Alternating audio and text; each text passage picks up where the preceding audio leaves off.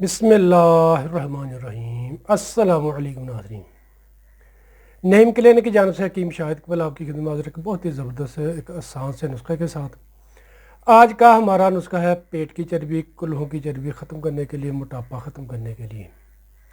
ایسے افراد جو کہتے ہیں کہ جنہیں موٹاپا کا مسئلہ ہے، موٹاپا کی وجہ سے بہت سے اور بھی مسائل لگ جاتے ہیں، وہ یہ آسان سا ٹوٹکا استعمال کریں، انشاءاللہ اللہ پاک آپ کو شفا دیں گے۔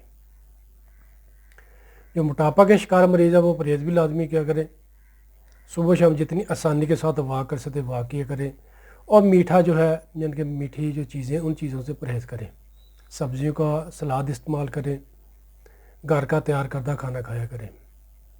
اور ناظرین ٹوٹکا جو ہے وہ میں آپ کو بتا دیتا ہوں۔ کرنا کچھ جو کہ آپ نے لینا ہے خالص شہد، چھوٹی مکھی کا شہد ہو یا بڑی مکھی کا ہو، لیکن خالص شہد ہونا چاہیے۔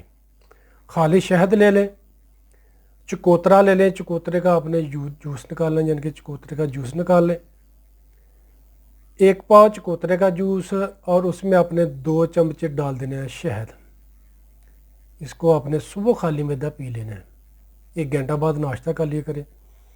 اور اسی جوس میں آپ 1 چمچہ سیب کا سرکہ بھی ڈال سکتے ہیں، کسی بھی اچھی کمپنی کا لے لیں سیب کا سرکہ، یعنی کہ جو آپ نے 1 پاؤ چکوترے کا جوس نکالا ہو اس میں 1 چمچ سیب کا سرکہ اور 2 چمچ شہد مکس کر کے صبح خالی معدہ پی لیا کریں، 1 گھنٹہ بعد ناشتہ کر لیں۔ انشاءاللہ ناظرین چند دن استعمال سے آپ کو بہت ہی اچھے اس کے رزلٹ ملیں گے، حیران کو رزلٹ ملیں گے۔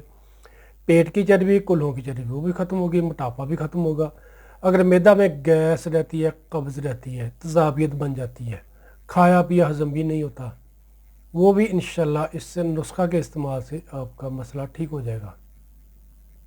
شکریہ۔ تو ویئرز ویڈیو کو آپ نے لازمی شیئر کرنا ہے اور 5 وقت کی نماز پابندی کے ساتھ پڑھنی ہے، توبہ استغفار کرنی، انشاءاللہ اللہ پاک زندگی میں بھی آپ کے لیے آسانی پیدا کریں گے اور آخرت میں بھی۔